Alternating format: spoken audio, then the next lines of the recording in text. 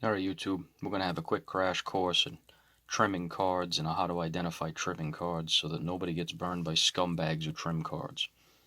So preface the video so that everybody knows, no, I'm not doing this to teach you how to trim cards. I'm doing this because if you're a good collector and you're studious about what you're doing, you should just know how all this stuff is done. You should even screw around with it and try it yourself so you understand how somebody might be trying to put one over on you. Unfortunately, it's the way of the world and you need to know how to look out for it. Now, this will be kind of a two-topic video. We'll talk about identifying a trimmed card you've actually got the ability to hold in your hand and you know a little bit about, and then unfortunately putting some of what you learn with that to work on the internet when you're looking at internet sales, because there are trimmed cards for sale out there, and the trickiest ones are the ones in graded holders, specifically the ones marked authentic, because they are authentic and the grading company's not lying, but they probably put it in that holder because it was trimmed and that's all they could say was that it was authentic.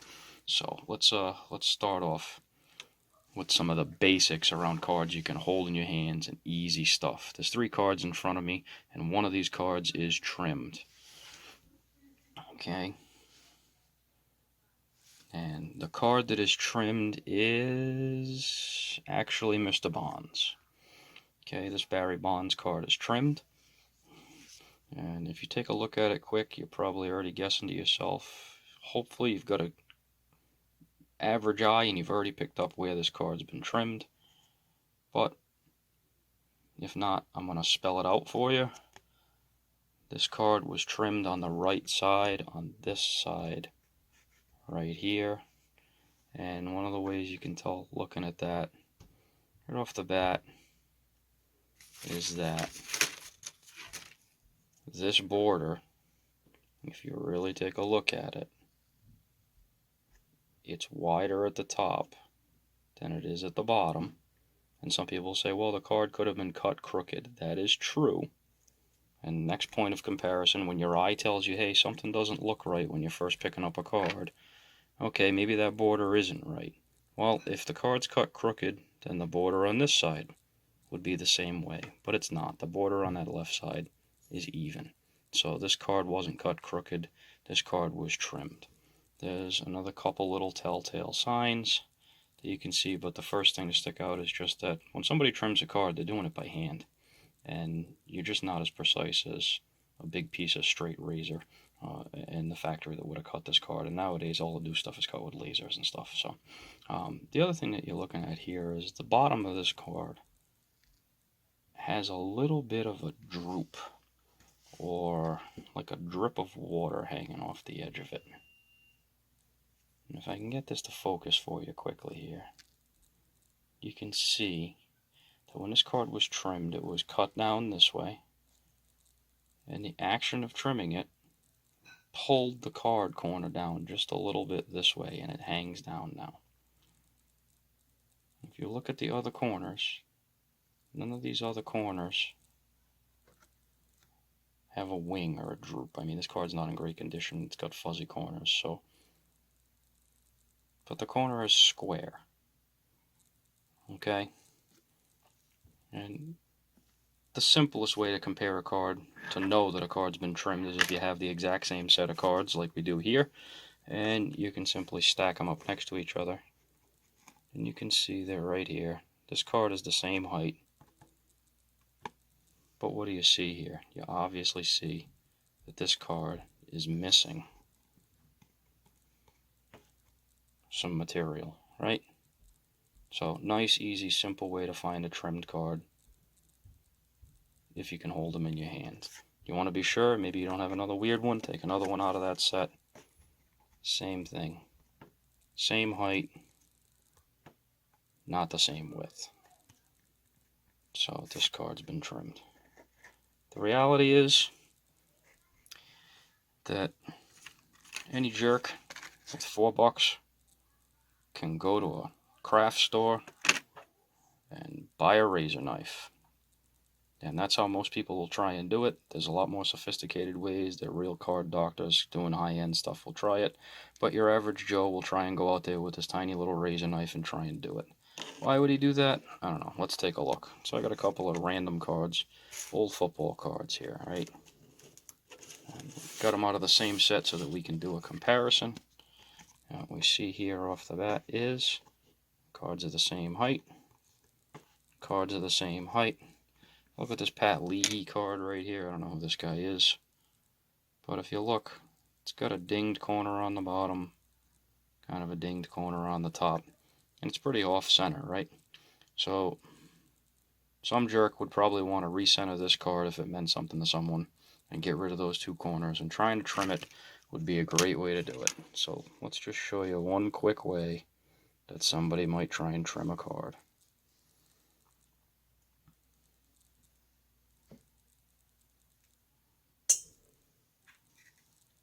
I'm going to reposition our camera here so that we can see what's going on. Couple of straight surfaces, and again, the cheapest way to do it.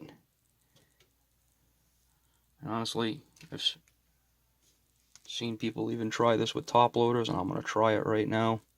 Pick the amount of material you want to cut off. And this is all it takes for somebody to do this to you, and you need to be able to catch it. Going to take off a minimal amount of material.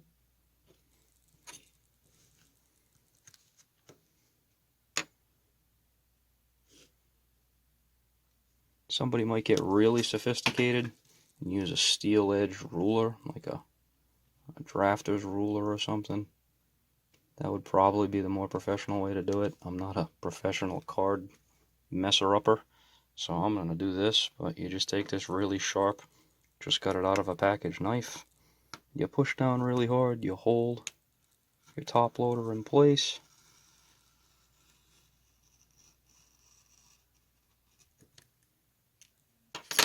You slice it, and now you've got yourself a trimmed, altered card, and you're an official jerk. But look at how much closer to center this card looks now. Why would somebody do it? Because that card doesn't look nearly as off-center. But, like I said, at the end of the cut, it started to drag it down. But that rounded corner, pretty much gone. Somebody would probably have to spend a little time cleaning up. You can see the little drag down mark. You see something like that drag down mark right there? Probably a good indicator that the card got trimmed.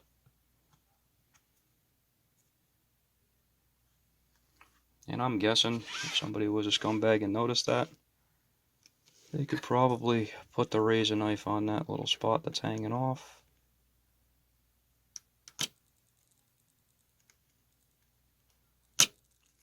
And clean it off. And you've got a pretty bad trim job. But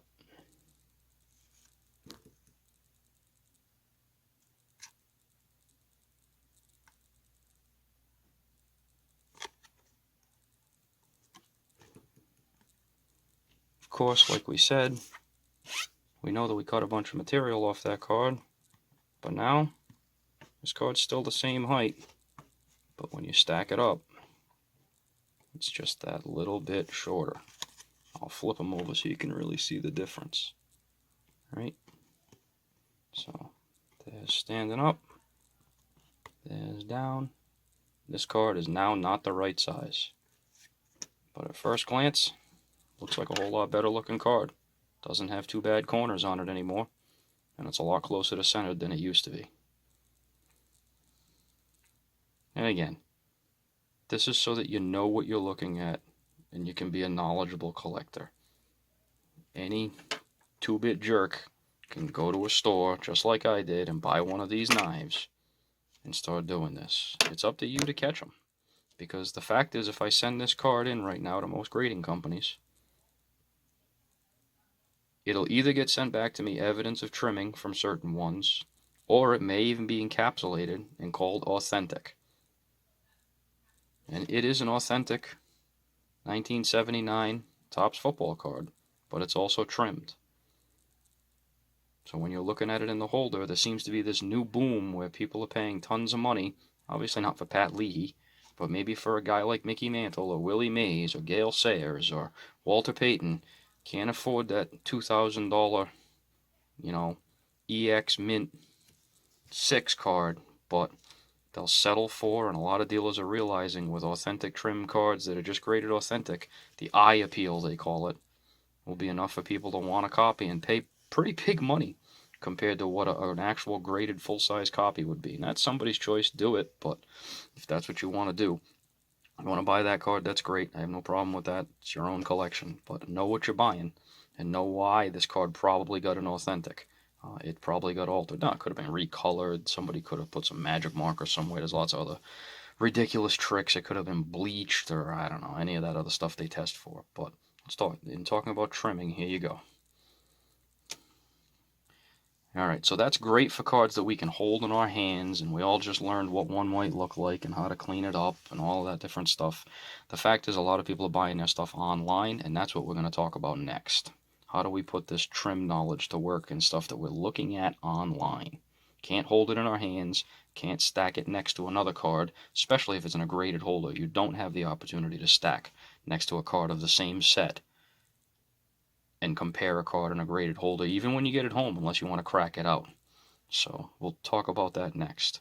But honestly, I'm going to actually say this too. If you're not sure about all this stuff, grab yourself some commons and junk cards out of a set you're comfortable destroying, and mess around with this, and kind of get used to what happens when you do stuff and what it looks like. There's also situations, and it's tough to see here, but I'll try and show you. When you cut an old card with a razor, you end up, I'll try and use a light to highlight this. You end up with kind of you just cut an old piece of cardboard, and you end up sometimes with a much brighter edge on that one side that was cut than you do with the other edges. And it's tough to get light to work and make this visible, but especially with the older vintage cardboard stuff, you can kind of see that there was more white in it. That cardstock on the edge was brighter. It just looks brighter on the edge over here. You see that? You can see that freshly cut edge, you cut into stuff that hasn't been exposed to sunlight and dirt and oil from fingers, and it just looks a little bit brighter than the edge that's been sitting there for 40 years collecting dirt and is browner. This is a good trick to look at if you're suspecting an edge has been trimmed.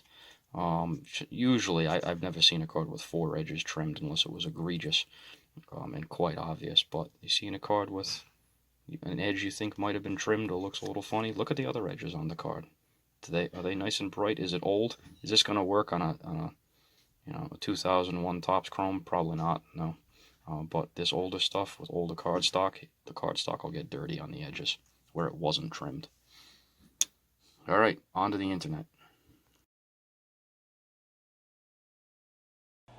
Alright, so let's take a look now at some online views of cards and cards for sale and see how we put to use some of what we just learned about actually trimming a card and trying to compare it in hand versus trying to do it with pictures and online virtual long distance versions. Alright, so chosen a card here that I actually found an example of on an auction site, and found some other examples of to compare to. So just like with cards in your hand, it's a good idea to have other samples if you're looking at cards in graded holders virtually to compare things to and take a look at. It's not 100%, but it's a good place to start and get your bearings and understand what you're looking at. So 61 Topps Mickey Mantle here, cool looking card. This one here is a SGC 9. In my opinion, this is a beautiful card. Look at how nicely centered it is. It's beautiful. So if we go look around at an auction site, we can find another version. There's a 61 Topps Mickey Mantle. Another sharp looking card. Pretty well centered, good corners, looks pretty good at first glance. Alright, and to do some more comparison, I also have this other one here that is actually graded a 5. Not nearly as nice of a looking card, but can get an idea of what the card looks like. And for folks with keen eyes, they've probably already picked up what I'm about to go into with this as it relates to trimming. Let's go back and look at this. So this card's graded authentic. So in my last video, we had that Barry Bonds I sent in trimmed. It's the same Barry Bonds I just used in this video. and they caught it, and when they have a trimmed card sent to them, if it's a legit card, they mark it as authentic. That's all they do. They are not the only grading company that does this. You'll find examples from most of the other ones. I certainly have myself.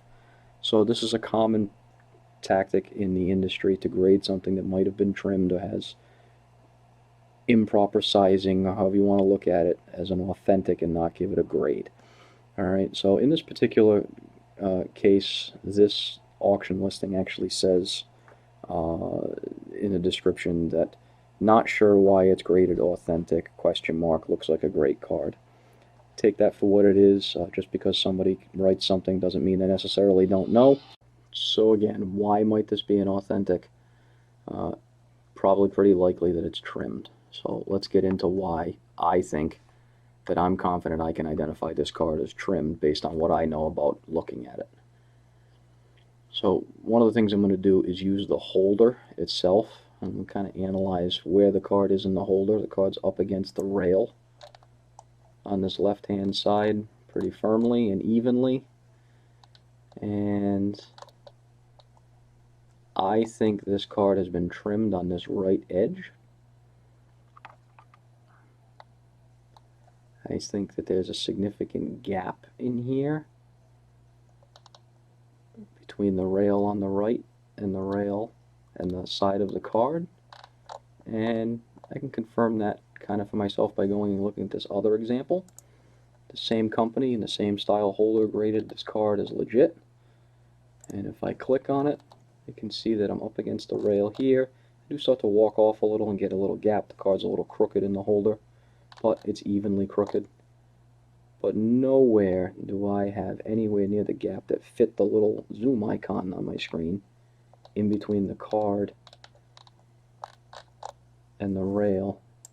And again, look at how my whole icon fits in here in between, all the way down. Now the next reason I think that this card has been trimmed is because right here it's straight, and right here it's straight, and right here it's straight. But then right about here, about halfway across the card, it starts to walk towards this into the card direction, kind of what I'll call downhill. And it starts to get thinner and thinner and thinner and thinner. And now look at the margin here and the width with my zoom icon from the black border to the edge of the card compared to even up here, how much more white is left on the card, and way up here much more white is left, and over here it's almost double the size of the icon. We can fit two icons in the white there and one and just a little bit down here. This card definitely appears to me to have been sliced down this right hand side.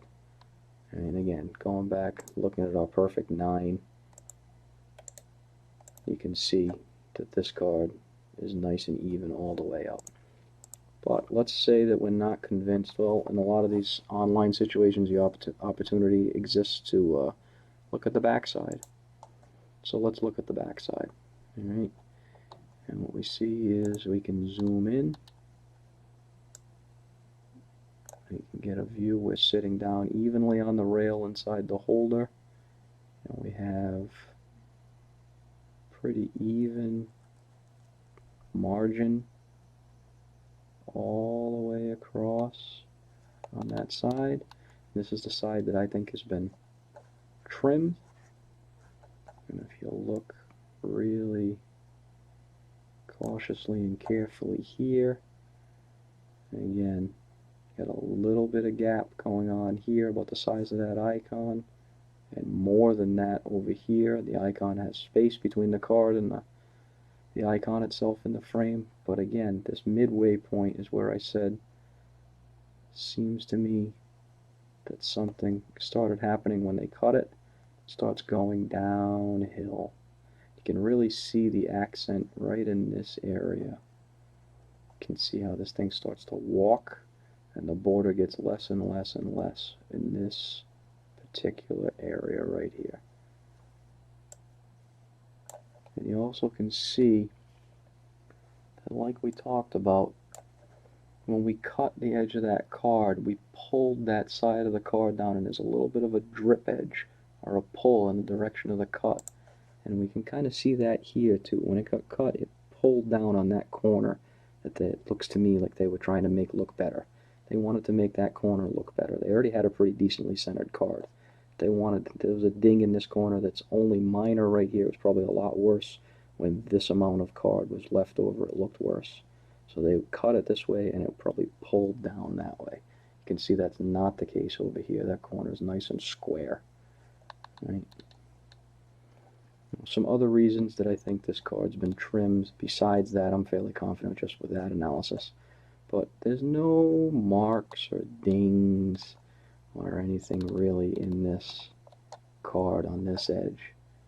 Go look at this one and take a look at some of the edges. There's a ding here. There's a few more dings. A few more dings. A few more dings. You can see that this card has edge dings. If you go back and look at this one, there's a ding right here in the edge of the card. A couple of little dings right here in the edge of the card. This one doesn't really seem to be suffering from that. Again, mostly it's just this margin. The fact that the margin changes so grossly, when you really start looking at this card zoomed in and hard for this type of stuff, you start realizing quickly what you have. And again, that's fine. If you want to buy this card and know it's trimmed, and you want it for your personal collection and you're fine with that, then good for you. But definitely a good way to use what you know about how cards are trimmed and what kind of appearances they put on. You don't have the opportunity to take this mantle and a 61 in your hand when you're buying it online and stack it up next to another couple of 1961 commons and see what sizes they are. You've got to be able to put all this stuff together and use all the tools and things that you see. Use the holders, get proper references, compare the same card. The great thing about the internet is you can look at lots of versions, of graded versions of digitally the same card that you're trying to buy, so get familiar with it and see what's going on with it. Anyway, that's that. I hope you got something out of this. Hope you found it valuable, and have fun out there collecting.